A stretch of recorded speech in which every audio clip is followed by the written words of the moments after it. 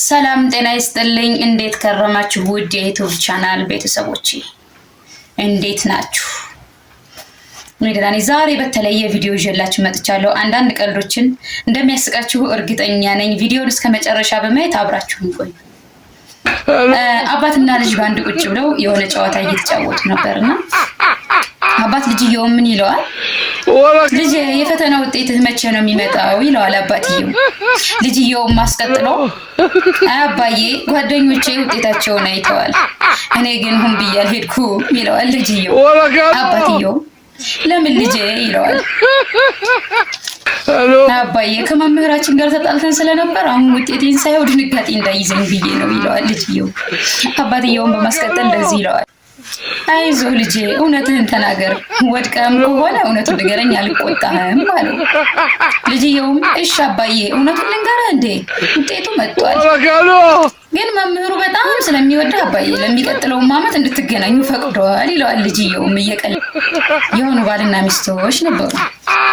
እንደዚህ ተቀምጠው እየተጫወቱ እያለ ተጣልተው ዝም ተባብለዋል ሁለቱም። ባልየውም በማግስቱ ጠዋት 11 ሰዓት ላይ ስራ መነሳት ነበረበትና ነገር ግን ከሚስቱ ጋር ስለተጣላ ጠዋት 11 ሰዓት ላይ ቀስቅሽኝ ለማለት ኩራት ያዘው። አልፈቀደለትም ኩራቱ በጭራሽ።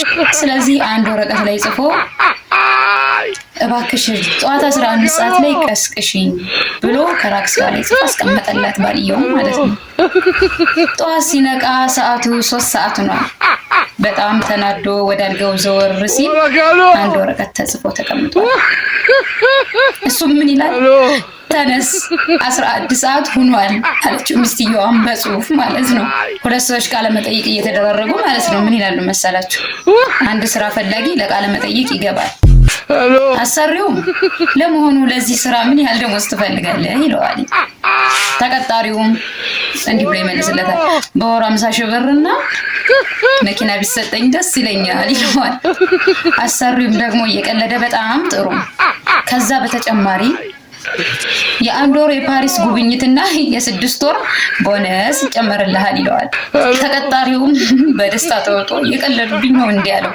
አሰሪውም እንደዚህ ያለ መጀመሪያ የቀለድከው አንተ አይደለህ እንዴ ብሎ መለሰለት። እንግዲህ እንደነዚህ አይነቶች ቀልዶች እንዳቀርብላችሁ ላይክ እያደረጋችሁ ቪዲዮውን 90% ያያችሁ ይመስለኛልና ላይክ፣ ሼር፣ ሰብስክራይብ ማድረግ እንዳይረሳ። ዶክተርና ታካሚ ደግሞ አንድ ላይ ሆኖ ታካሚው ዶክተር ይለዋል፣ ዶክተሩም አቤት ይለዋል። ጠዋት ስነቃ ለ10 ደቂቃ ያዞረኛል፣ ምን መድኃኒት ብታዝልኝ ይሻላል ይለዋል። ዶክተሩ ደግሞ እንደዚህ ብሎ ይመልስለታል። ዶክተሩም በጣም ቀላል ነው እንግዲህ ስትነሳ ጠዋት 10 ደቂቃ ዘይተህ ተነሳ ይለዋል። ከዚህ ውስጥ የትኛው የበለጠ አሳቃችሁ? እስኪ በኮሜንት አስቀምጡልኝ። እንግዲህ በቪዲዮ መጀመሪያ ተናግሬ እንዳላስደብራችሁ ያው ውስጣችሁ እንዳረብሽው በማለት ነው እንጂ የሆነ የደበረኝ ነገር አለ፣ ምንም ደስ ያላለኝ ነገር። እሱ ምንድነው ካላችሁኝ ደግሞ ጠይቄ ማለት ነው መልስ ያላገኘሁን ነገር ቢኖር እውቀት ለማግኘት ከተማርኩኝ ገንዘብ ለማግኘት ምን ማድረግ አለብኝ? በእናታችሁ ንገሩኝ። ቆይሽ እንዴት ነው የምንተፋተፈው? ወዴት እጄ ነው የምንተፋተፈው? በምንድን ነው የምንተፋተፈው?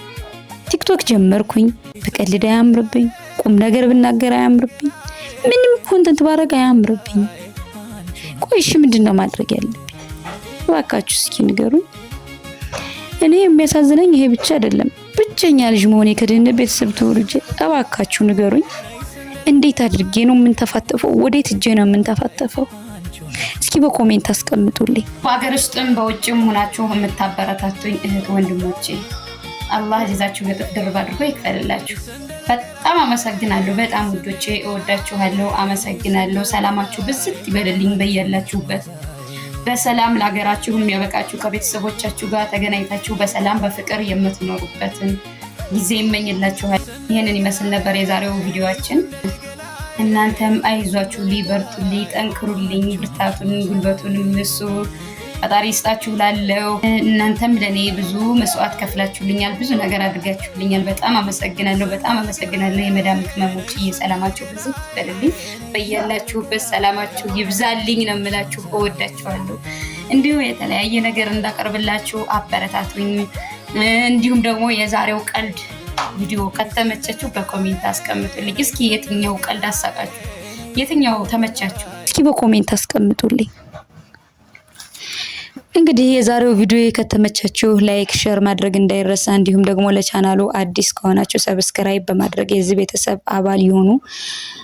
ለዛሬው ይህንን ይመስል ነበር። ቀጣይ በሌላ ቪዲዮ እስከምንገናኘው ሰላም አለይኩም ወራህመቱላሂ ወበረካቱ።